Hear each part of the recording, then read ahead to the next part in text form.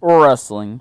Isn't it crazy? Two gigantic men excessively sweating, rolling around on the floor in a fake fight to entertain families all around the world. Sounds pretty lame, and it is, but in reality, it's pretty cool.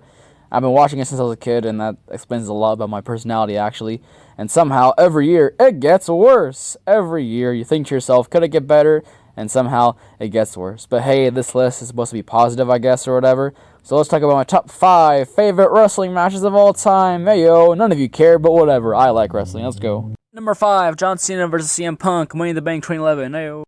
Dude, this match is so cool. Fans play a very large part in the enjoyment of wrestling to literally every wrestling fan ever. And this match makes that statement truer than any other wrestling match. When the moment CM Punk and Cena's entrance music hit and they enter the arena, everybody goes crazy. The crowd is amazing. The match itself is so well paced and choreographed. There are a couple of botches here and there, and it does look kind of cringy at sometimes, but that doesn't matter because the crowd makes up for it, and the overall story and the build-up to this match was amazing. Vince McMahon comes out and tries to sabotage the match, but it doesn't work, lol. Then Cena loses, CM Punk won. Nobody thought CM Punk would win, but he does. He then escapes into the crowd. He leaves WWE for a week, lol. He leaves the crowd. It's so amazing. It was the last main roster match awarded 5 stars from Dave Meltzer. It's so amazing. I love this match so much. It's amazing to rewatch as well. Number 4, the Royal Rumble match. 2020. Let's go. Dude, Royal Rumbles are always so cool. If you don't know what a Royal Rumble is, it's basically 2 people start in the ring. Every 30 seconds, a new person enters, and the only way to be eliminated is if you get thrown out of the ring. Then there's 30 people at one point. Yeah, and it's super cool. It's super amazing. It sounds dumb, but it's actually really entertaining. But yeah, bro. The story that's built throughout the entirety of this Rumble is so incredible. Brock Lesnar enters at number 1 as the WWE Champion, wrecking everybody. He beats Elias with his own guitar. He then kills Kofi Kingston. That amazing segment where Rey Mysterio, Big E, and Kofi Kingston try to 3-way Brock Lesnar. Then Brock Lesnar just decks him. So crazy. And then Keith Lee enters the Rumble. And then Keith Lee and Brock Lesnar have their thing. They're colliding with each other. That was really cool. And then it all builds up to Brock Lesnar being eliminated. Because Brock Lesnar eliminated 13 dudes, and then finally Drew McIntyre enters the match, and then he eliminates him with a Claymore kick. It's so amazing. The crowd goes incredible. The crowd goes crazy. Everything is amazing. Then Edge's his return after wrestling. He has not wrestled in 7 years, and now he's finally fighting in WWE. It was so crazy. It was so hype.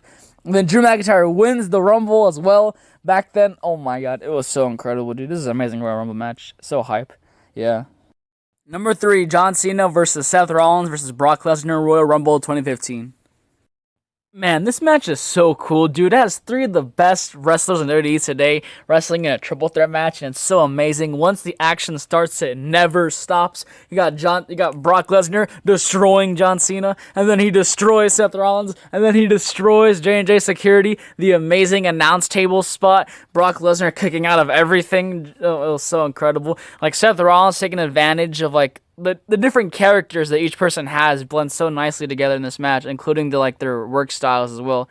It's amazing. And then Brock Lesnar wins at the end because he's Brock Lesnar and he has to win all the time. But why? But whatever. Yeah, it's a pretty cool match. I really like it a lot.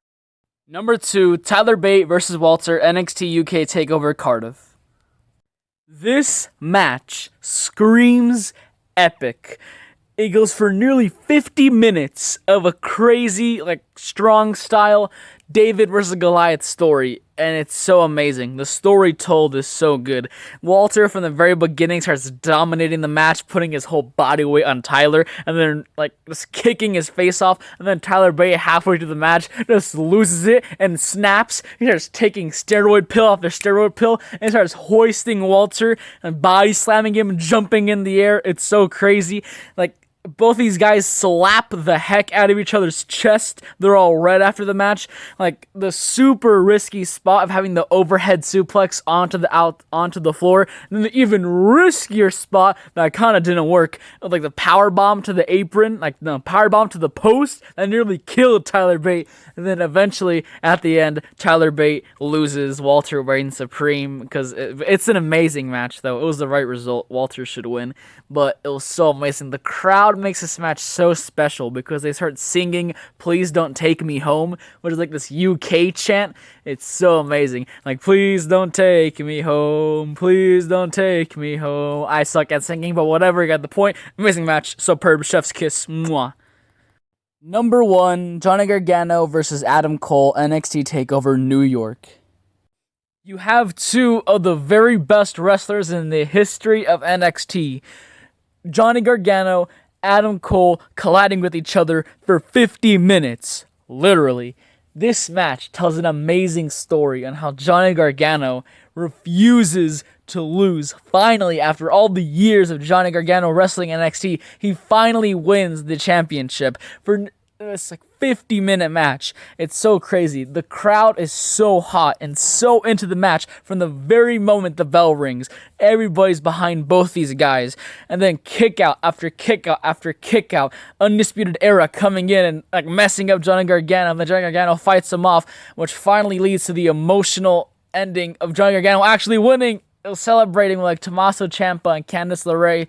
It's amazing. And isn't that what wrestling is all about? Feeling something, being emotional and invested into the match. Nah, not really. It's kind of stupid.